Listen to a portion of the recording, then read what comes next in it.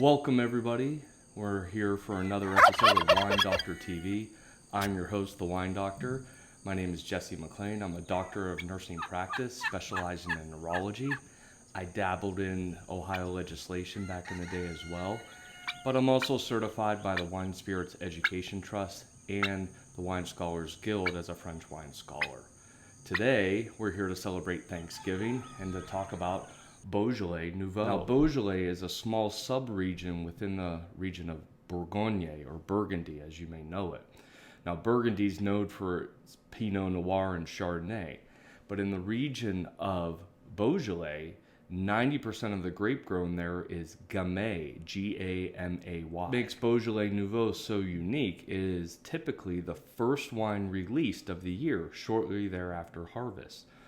See, harvest usually takes place around September, maybe early October, but for the most part in September. And the grapes are piled on top of each other in this vat. Now the pressure from the grapes on the top level are compressing the grapes on the lower level, squeezing all that Gamay juice out, which in turn takes all the natural yeast and starts fermenting. This is called carbonic maceration. Now, because Beaujolais Nouveau doesn't completely use just carbonic maceration, it is compressed. And when it is compressed, those juices flow out and it is barrel aged for a short period of time before released on the third Thursday of November. Now, because it doesn't spend much time in oak, it doesn't have the astringent flavors that sometimes oak or tannins come with it. It spends very little time in that barrel, so you'll get a more fruit-forward type of wine. So if you like your fruity wines with maybe just a touch of tannin, this is the wine for you, which is why a lot of people associate it with the Thanksgiving wine.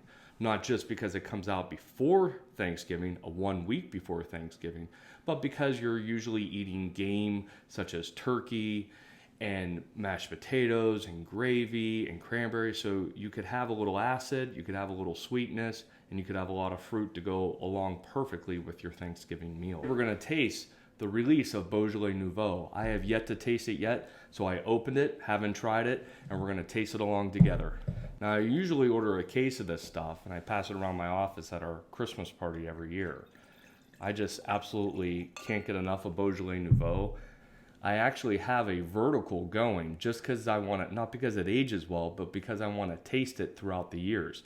So what a vertical is when you take the same wine from different years. So I started, I think, in 2019. I have 2020, 21, 22, and now 23 in this vertical of Beaujolais Nouveau. I thought maybe in 10 years I was going to taste all 10 together to see how Beaujolais, who doesn't age very well because of the lack of barrel and lack of tannins, see how it changes throughout the years. So now again, because it is not barrel aged for very long and spends very little contact with the skins, you're going to get a low tannic, more fruit forward wine. Very fruit forward. You usually get a little cherry. So I definitely get some like black cherry, like that black cherry ice cream. And some raspberry. Some cherries and some raspberries. Maybe even a little, wow, yeah, definitely raspberry. That's my favorite jelly too, is red raspberry. So, and it also tastes like earthy, and a lot of that is the natural yeast. Again, you're not using packaged yeast or lab-created yeast. You're using natural yeast. So when the grapes crush the bottom, the natural yeast that was already living on the grape skin starts fermenting, and that's why you have a little earthy, more wild, gamey type smell. All right, let's give it a try.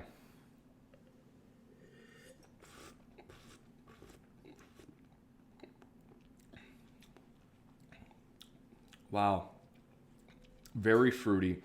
It's actually more tannic than I expected. A lot more tannic, like instant bone dry in my mouth. So this is very dry for a Beaujolais Nouveau. I'm not used to that. But definitely fruity.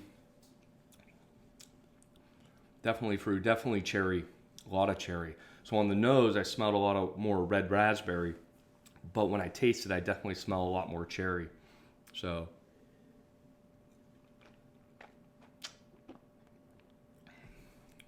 Yeah, it's very good.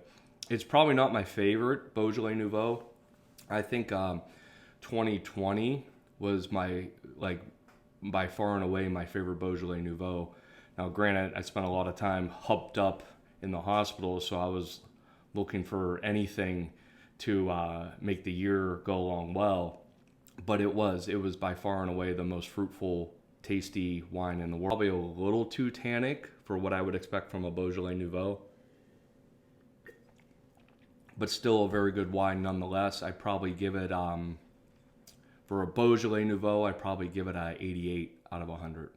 So thanks again for tuning in with the Wine Doc for Wine Doc TV. Hope to catch you guys again soon. Happy Thanksgiving.